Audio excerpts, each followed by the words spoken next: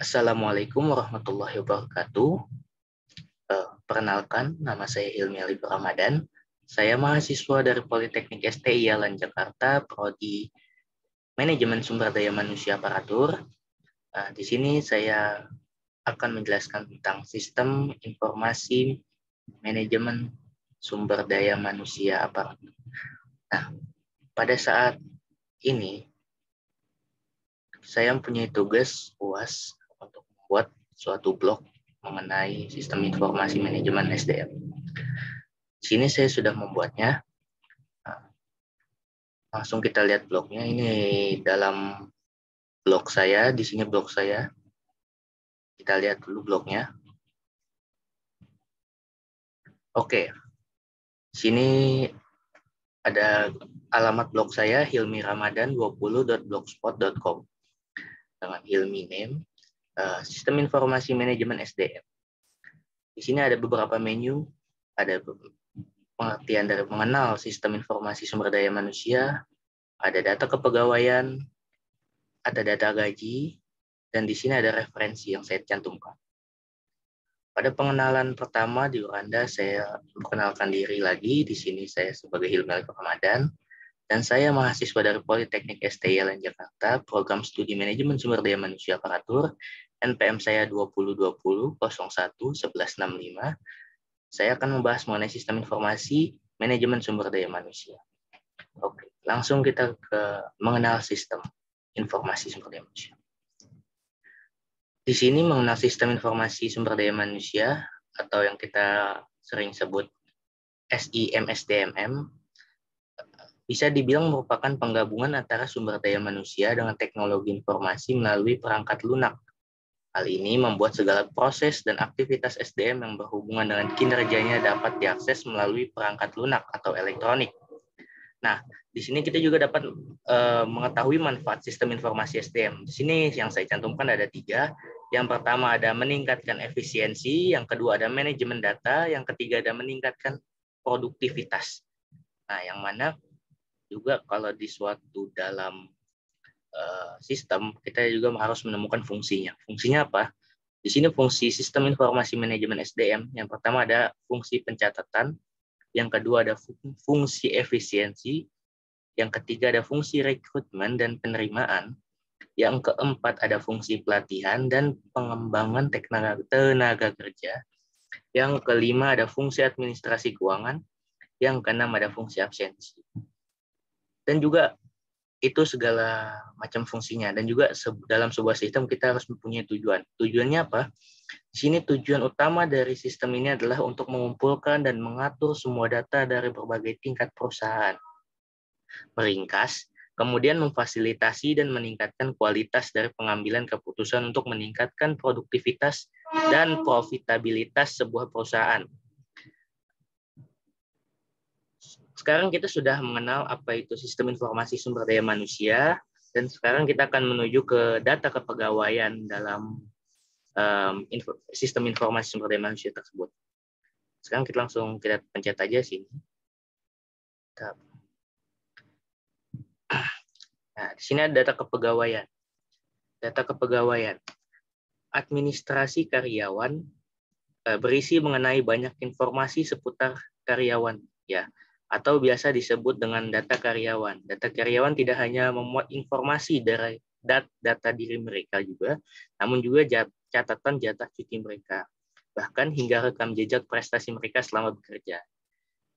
Itu sedikit pengetahuan tentang data kepegawaian. Contohnya di sini kita ada 5 responden atau 5 karyawan yang kita data. Di sini ada nama pegawainya. Yang pertama ada Asep. Yang kedua ada Irfan, yang kedua ada Irfan, betul. Yang ketiga ada Sheila, yang keempat ada Amelia, yang kelima ada Adit. Masuk kita dalam pegawai yang pertama. Di sini ada Asep. Asep beralamat di Jalan Kayu, Gang 2. Jabatan beliau adalah pengadministrasi umum. Kelas jabatannya 5. Jenis kelaminnya laki-laki. Yang kedua ada Irfan. Irfan ini beralamat dan bertempat tinggal di Jalan Batu nomor 4. Jabatan beliau adalah analis organisasi. Kelas jabatannya 7, jenis kelamin beliau adalah laki-laki. Di sini juga yang kita masuk ke dalam pegawai yang ketiga, ada Sheila. Sheila ini beralamat dan bertempat tinggal di Jalan Air, Gang 1. Jabatan beliau adalah penelaah kebijakan. Kelas jabatannya ada 7, dan jenis kelaminnya adalah perempuan. Kita masuk ke yang keempat.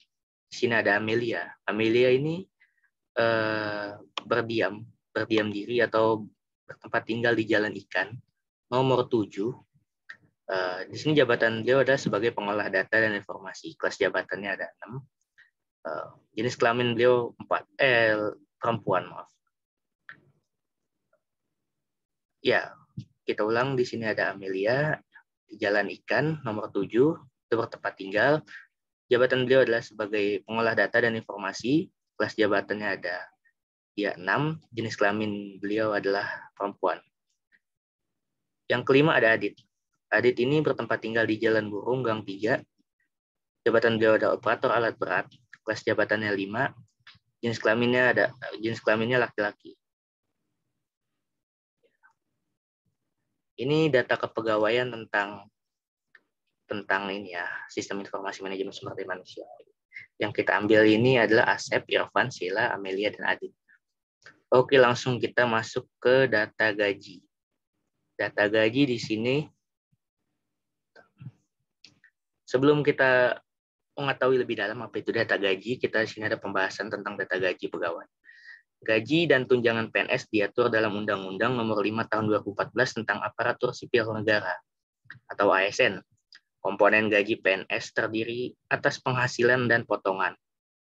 Penghasilan tersebut di sini berupa gaji pokok, tunjangan keluarga, tunjangan umum, tunjangan jabatan, tunjangan beras, tunjangan khusus, tunjangan pajak penghasilan.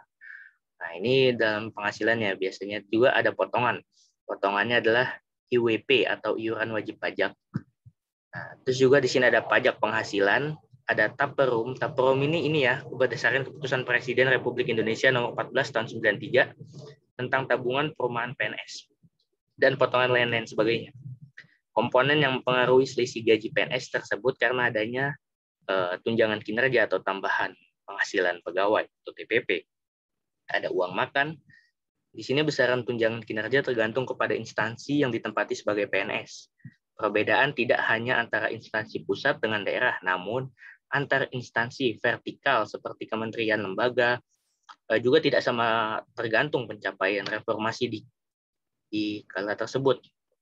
Besaran tunjangan kinerja PNS pusat diatur dalam Perpres atau antar KL bisa berbeda. Dasar hukum pemberian tunjangan kinerja. Di sini ada Peraturan Presiden Nomor 125 Tahun 2018 tentang tunjangan kinerja pegawai di lingkungan Kementerian Pekerjaan Umum dan Perumahan Rakyat atau PUPR.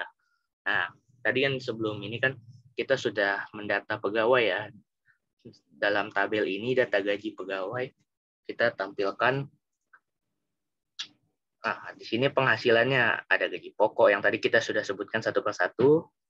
Asep. Di Asep ini sudah gaji pokoknya Rp2.118.800.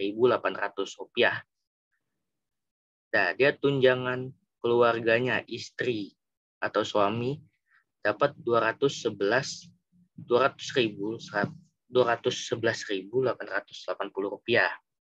Terus anaknya dapat Rp42.376. Tunjangan umumnya Rp180.000.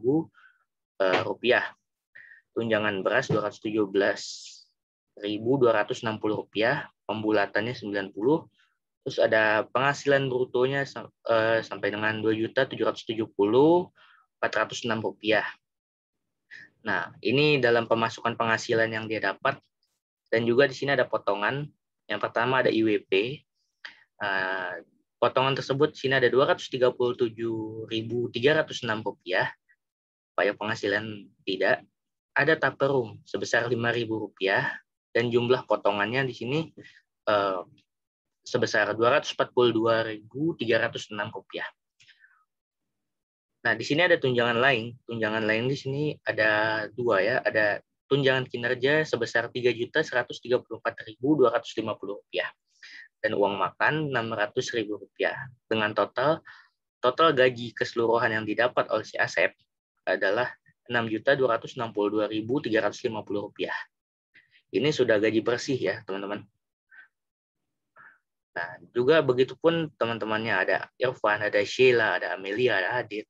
Dan di sini sudah tertera dan sudah dirincikan beberapa untuk penghasilan tersebut dan potongan-potongannya, dan akan yang dibulatkan menjadi total gaji bersih yang akan dia dapatkan. Itu pun. Di sini saya sebutkan satu persatu. Asep mendapat total gaji bersih Rp6.262.350. Irfan mendapat Rp6.520.250. Ada Sheila ini mendapat gaji Rp8.336.450. Di sini juga ada Amelia di sini mendapat gaji Rp7.543.800. Dan juga di sini terakhir ada Adit di sini akan mendapat gaji bersih sebesar Rp7.562.160. Ini semua sudah total gaji bersih ya teman-teman. Dan juga dalam hal ini kami mencantumkan referensi dari blog itu. Referensi yang kita buat dan yang kita pelajari ya teman-teman. Oke, saya rasa cukup sekian tugas dari saya dan penjelasan dari saya. Kurang lebihnya mohon maaf apabila ada kata-kata yang kurang berkenan di hati atau kesalahan dalam pengucapan, mohon dimaklumi sebesar-besarnya teman-teman. Ibu Dian yang terhormat. Cukup sekian dan terima kasih. Assalamualaikum warahmatullahi wabarakatuh.